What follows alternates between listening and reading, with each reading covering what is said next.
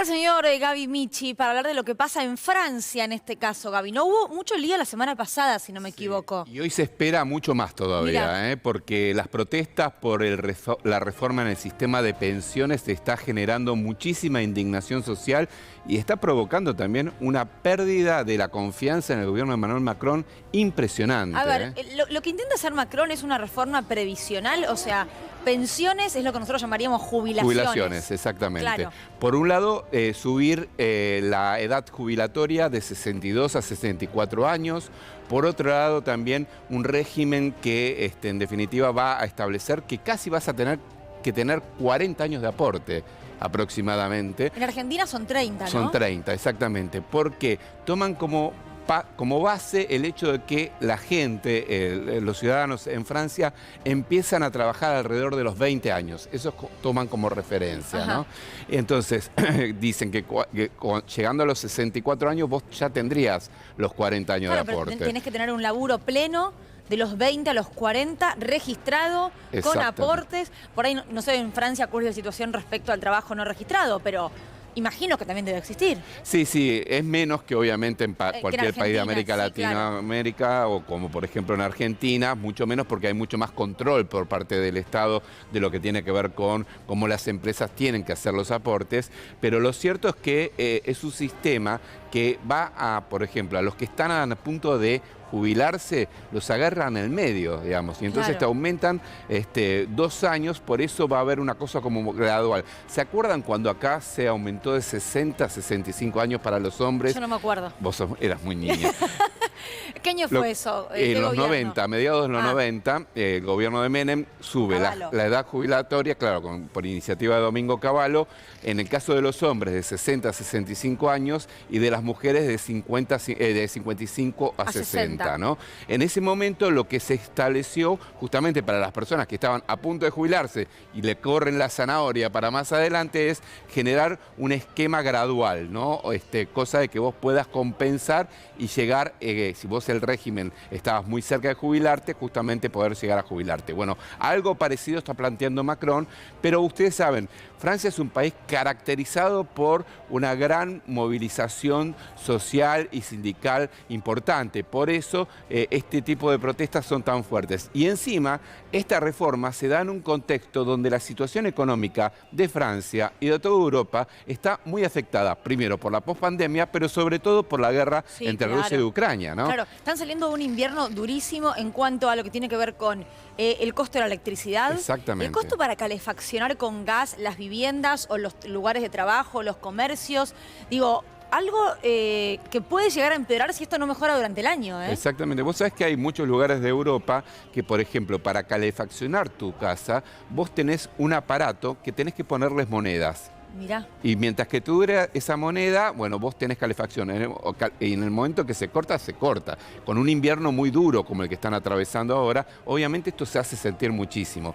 Lo que más consume en materia eléctrica, porque si bien hay, obviamente, suministro de gas, pero también el corte del suministro de gas ruso afectó a toda Europa, hay muchos lugares donde la calefacción es eléctrica y el precio de la electricidad encima se multiplicó. También producto de la guerra. Exactamente, producto de la guerra. Entonces, bueno, es como si a vos encima se te encarece todo, por un lado. Y tiene una inflación que para Argentina es bajísima, pero para Europa es muy alta. Es muy alta. Llega al 10% más o menos. Exactamente, 8%. 10% en promedio en los países europeos. Lo cierto es que los salarios no se han incrementado de esta manera. Recordemos que ya en noviembre, diciembre mostramos protestas de trabajadores que se quejaban justamente, por ejemplo, en el caso petrolero, que las empresas petroleras aumentaron sus ganancias a raíz de la guerra, pero los trabajadores petroleros no lo vieron. Claro, eso. Digamos que no están muy acostumbrados a la paritaria. No, para nada. Acá sabemos, los que tienen trabajo registrado, lo que significa una paritaria para no perder justamente con la inflación.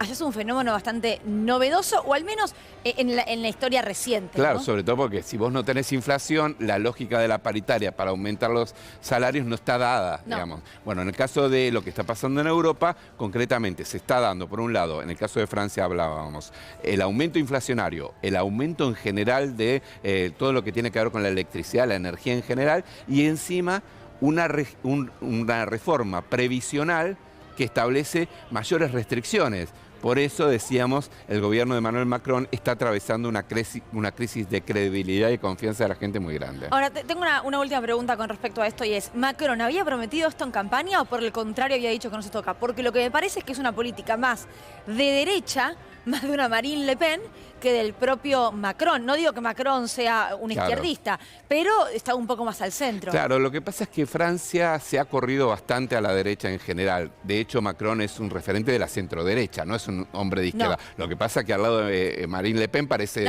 es revolucionario de izquierda, claro, parece de izquierda. Pero bueno, lo cierto es que no, esto no estaba en la agenda porque saben que eso es piantaboto, básicamente, pero ya antes de haber sido reelecto, Macron ya había insinuado que iban a ir hacia eso. ¿Por qué?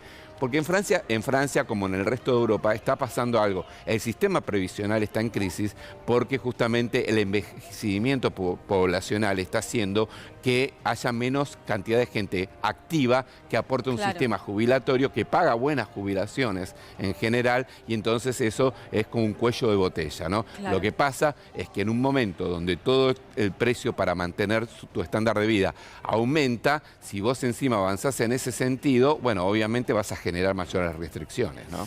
Bueno, atención porque esto en Latinoamérica en algún momento se va a discutir también, ¿eh? Exactamente. De hecho, hay políticos hoy por hoy en la Argentina que dicen que tiene que hacerse en los próximos años. Sí, lo que pasa es que nosotros ya estamos en 65 para los hombres y 60 para las mujeres, ¿no? Por eso digo, pero igual se quiere seguir modificando. Sí. Gracias, Gaby.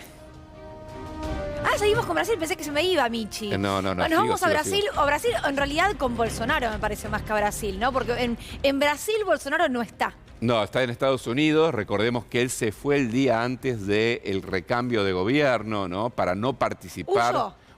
Huyó básicamente, y aparte le faltó el respeto a las instituciones allí en Brasil para no participar justamente del momento de la asunción de Lula. ¿Qué pasó? Se instaló en Estados Unidos, ¿no? En principio se iba a ir por un mes o 2 meses, decían, y ahora está pidiendo que le extiendan la visa por 6 meses, para permanecer así 6 meses más.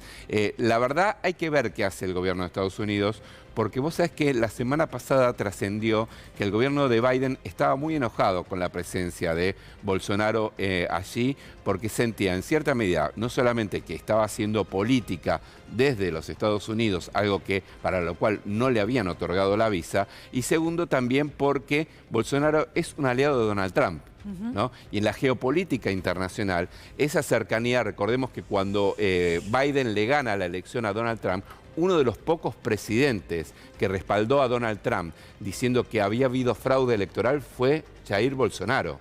Que todo el mundo dice, ¿cómo se va a meter en la política interna de Estados Unidos? Bueno, Bolsonaro lo hace y lo hizo desautorizando en cierta medida el triunfo electoral de Joe Biden. Es decir, no es un personaje que le caiga simpático ni le resulta cómodo al gobierno de Estados Unidos que esté allí. Bueno, ahora pide una visa por 6 meses más.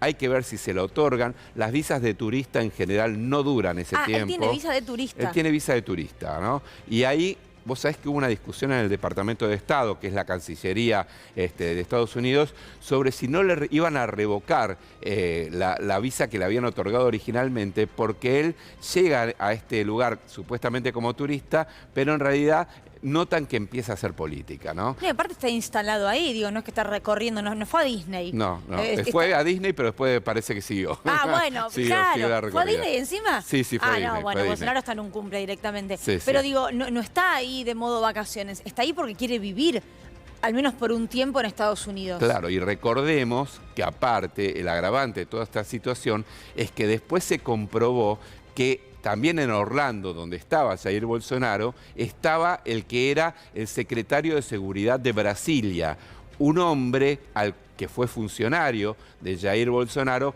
que debería estar en Brasilia cuando ocurrió el intento de golpe de Estado y debería garantizar la seguridad de los edificios públicos en Brasilia, y no estaba allí, y justamente estaba en el mismo lugar que Bolsonaro. Por eso la sospecha que existe en la justicia es que pudo haber algún tipo de connivencia o combinación entre Bolsonaro y este hombre en lo que fue esos intentos de golpe de Estado hacia los 3 poderes del Estado que ocurrieron el 8 de enero pasado. Gracias, Javi. De nada.